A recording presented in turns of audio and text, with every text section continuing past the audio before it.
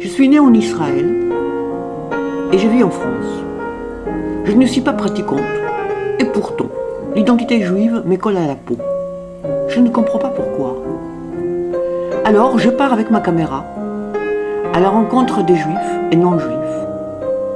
Je leur demande de me répondre en 1 minute à cette question qui m'obsède. C'est quoi être un juif ? Ce qui est troublant dans cette question, qu'est-ce qu'être juif, c'est que ça échappe à toute réponse une. Et je crois que vouloir la réduire à une réponse comme la tradition a essayé de le faire, c'est quelqu'un qui est né d'une mère juive, c'est quelqu'un qui est né de parents juifs, c'est quelqu'un qui a une éducation juive, c'est quelqu'un qui a des enfants juifs ou des petits-enfants juifs.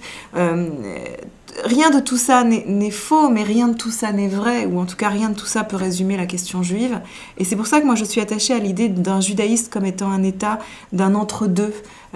L'expérience juive à travers les siècles, ça a été bien souvent, d'ailleurs contraint ou choisi, mais d'être entre deux rêves, entre deux noms, entre deux identités, entre deux pays, entre deux espaces, entre deux temps. Et cette situation de l'entre-deux, elle est pour moi le cœur d'une sagesse juive qui se transmet à notre insu, ou en tout cas sans qu'on la contrôle véritablement, cet état de ben leven, entre l'un et l'autre, entre les deux, entre ces identités.